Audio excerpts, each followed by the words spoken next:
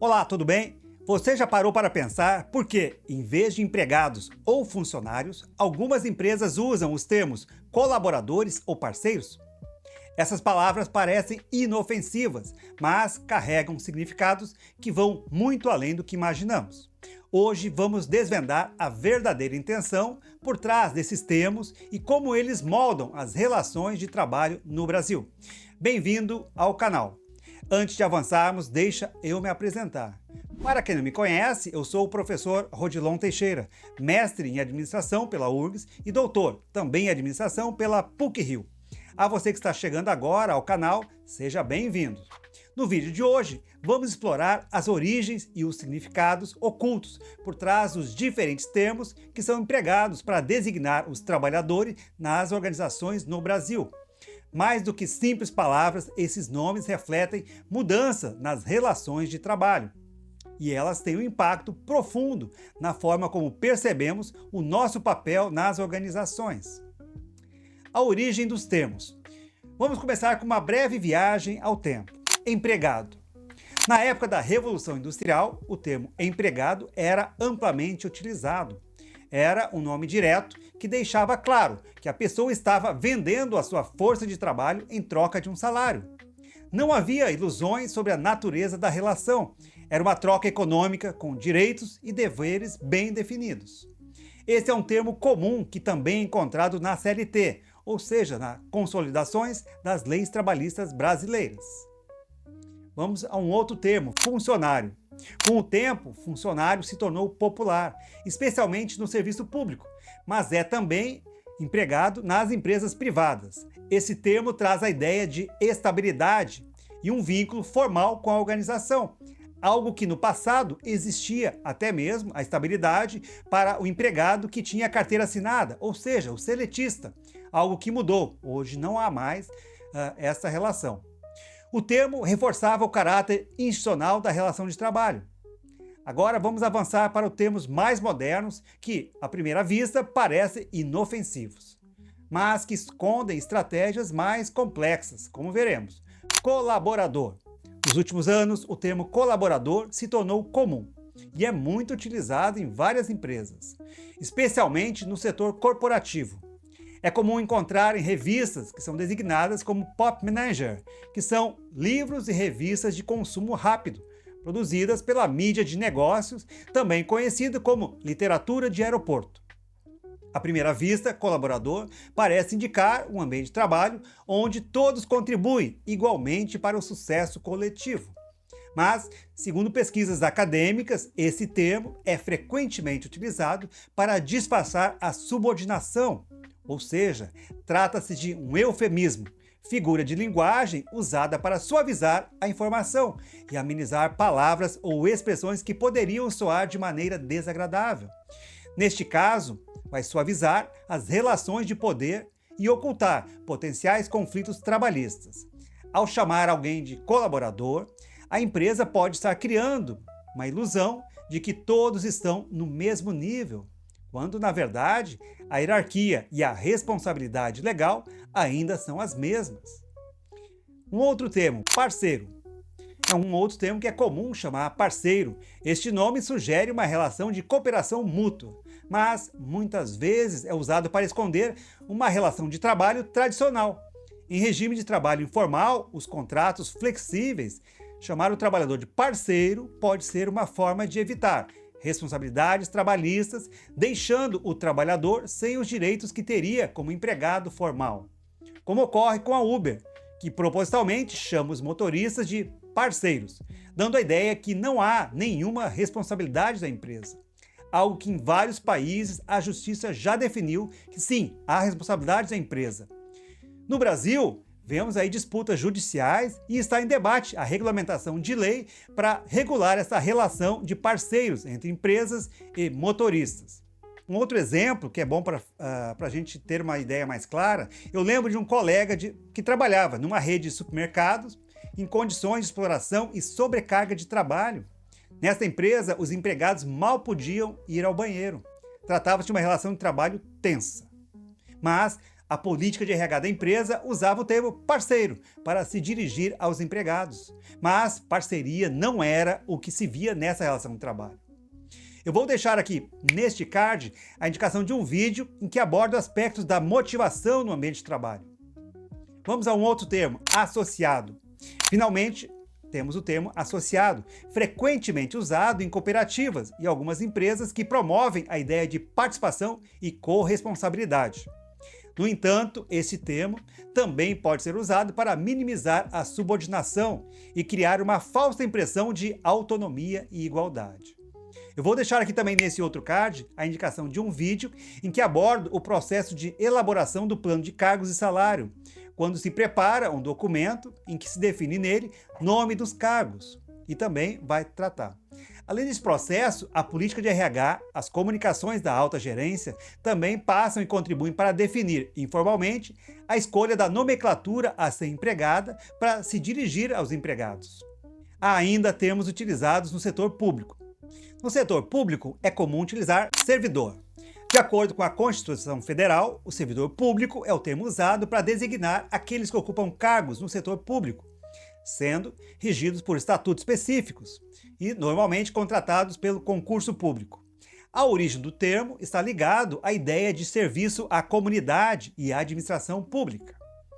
Ao contrário dos termos do setor privado, aqui a ênfase é colocada na responsabilidade e no compromisso com o interesse público.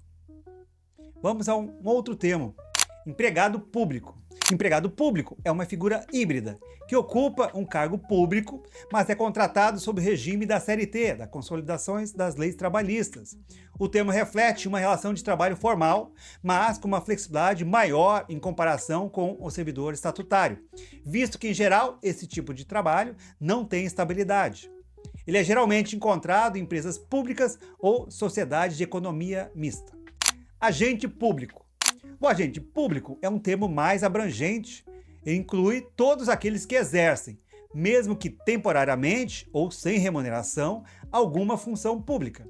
Isso pode incluir servidores, empregados públicos, estagiários e até mesmo particulares em colaboração com o poder público.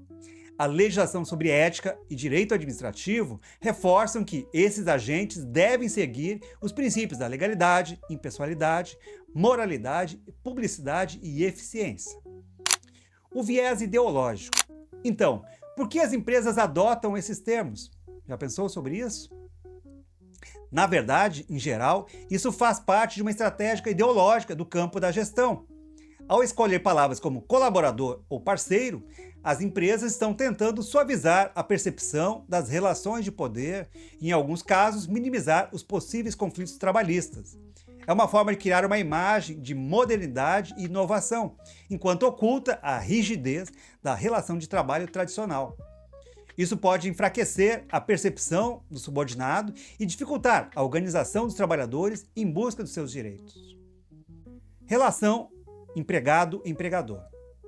Esses termos também têm um impacto significativo na forma como os trabalhadores percebem seus direitos e seus deveres. Percepção dos direitos. Quando alguém é chamado de colaborador, em vez de empregado, pode ter uma ideia, uma percepção diferente sobre os seus direitos trabalhistas, acreditando estar em uma posição mais igualitária do que realmente está. A negociação coletiva. A escolha desses termos também pode impactar nas negociações coletivas, dificultando a organização dos trabalhadores que podem sentir-se menos empoderados para reivindicar seus direitos. Cultura organizacional. A linguagem que usamos no trabalho não só reflete, mas também molda a cultura organizacional. Termos que suavizam a hierarquia podem criar um ambiente onde os trabalhadores hesitam em questionar a autoridade ou em buscar melhorias nas condições de trabalho. Antes de eu continuar, eu quero destacar e lembrá-los, como sempre falo aqui, que os conteúdos aqui apresentados são sínteses, resumos, e que para uma melhor compreensão será necessário leitura e estudo de livros e textos que abordam com mais detalhes esses temas. Para isso, eu vou deixar aqui na descrição, aqui embaixo, algumas sugestões de leituras. Fique à vontade para usá-las, para lê-los. Antes de avançarmos, eu pergunto também se esse conteúdo está sendo útil para você, se trouxe contribuições, insights para o seu aprendizado. Se estiver gostando, por favor, se inscreva no canal, ative o sino para receber as notificações, mas se já está inscrito, é meu parceiro de aprendizagem, deixe agora o seu like. Prosseguimos então. O que podemos aprender com isso? A linguagem que usamos no trabalho é muito mais que apenas palavras. Ela molda a realidade e influencia as práticas que adotamos. Agora que você conhece a origem dos empregos desses termos, eu quero saber a sua opinião. Qual desses termos você utiliza? Qual a sua organização adota? O que você acha? Ele reflete a forma de atuação da sua organização? Compreender o verdadeiro significado desses termos e o contexto em que são usados nos ajuda a ver além das aparências e questionar as práticas que moldam nossas vidas no trabalho.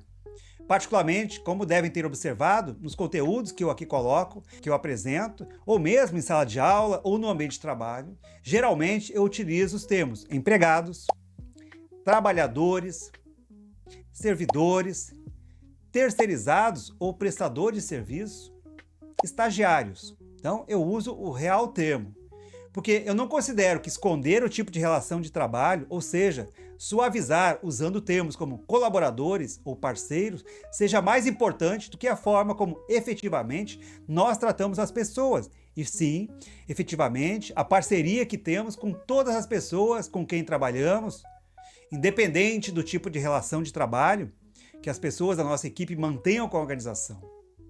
Também ocorrem equívocos.